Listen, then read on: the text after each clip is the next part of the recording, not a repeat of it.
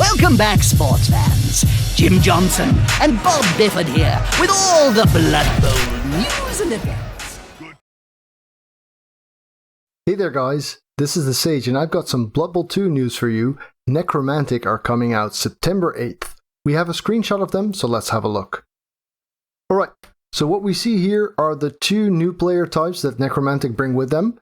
One is the Flesh Golem, which is like a Frankenstein's monster, and I think he looks pretty sweet. I like that he has his player number on his forehead. And the other is the Werewolf, and the Werewolf is really the player that defines the Necromantic team, in my opinion. So for those of you who are not yet familiar with the Necromantic roster, let's have a quick look. The Necromantic team is a lot like the Undead team. It doesn't get an Apo, but it has mass regeneration, and you can bring a dead opponent player back to life to become a zombie on your team. It doesn't have skeletons, it does have zombies. It has only 2 ghouls, but it makes up for that in that it has the same number of whites, which is 2. It has the werewolves, which are really a lot better than ghouls. And it has the flesh golems instead of the mummies. So let's have a look at those 2 new player types. The flesh golems are like black orcs on steroids. They are really, really formidable roadblocks. They have strength 4, they have armor 9, they have thick skull and regeneration, and stand firm. So all of these are very much roadblock oriented skills. Importantly, they have access not only to strength but also to general skills. This means you can give them block and guard, and after that probably mighty blow or grab or something, which means they can also very much help your sideline play and your surfing play, which has some nice synergies with the werewolves, who start off with frenzy. Not only that, they have a good stat line. 8338 means they can go places. They have general agility access, so you can give them blodge sidestep, which is great on a surfer. And they have claw.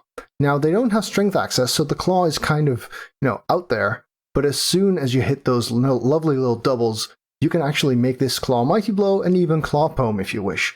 Now, that means that Necro can turn into some very, very scary teams. The werewolves are the kinds of players that you might even want to fire if they only roll normal rolls in order to get a really, really good one. So, that's a look at the Necromantic team. However, there's some other news in the same announcement that I'd like to share with you. So in addition to the new race, we've actually got some other changes in the game that we're going to look forward to. One of these is kind of a pet peeve of mine, the bloody camera that keeps moving away. You're counting your squares, you're planning your blocks, and all of a sudden the opponent selects someone in the backfield and the camera keeps moving you there even though it's not what you wanted to do. Well, you can now disable that feature entirely, meaning you have full control over the camera. Finally.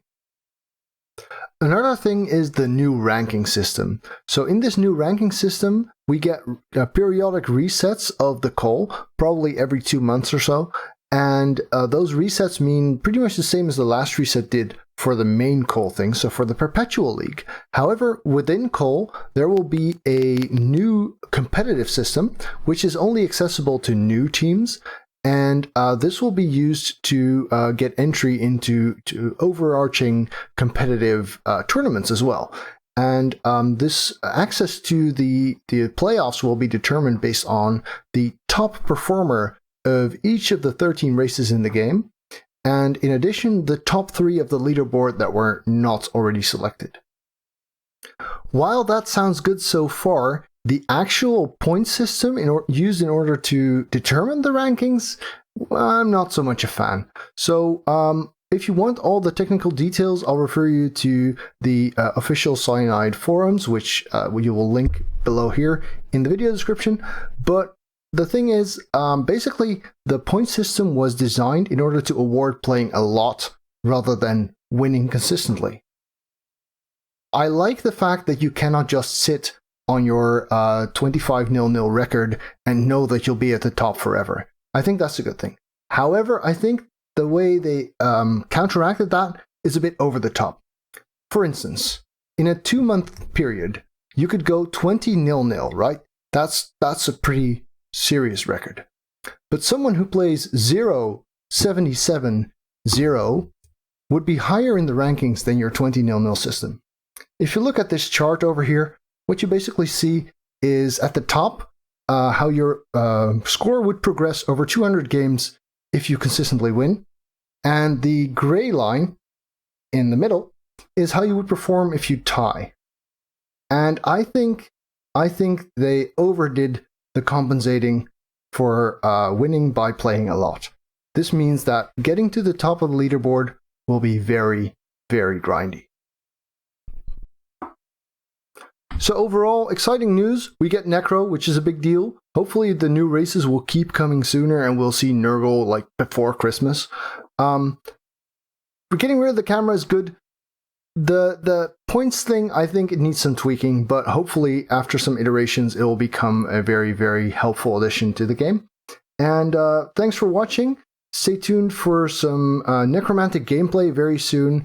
If you enjoyed this kind of news or other Blood Bowl related videos, do remember to hit subscribe and follow my videos.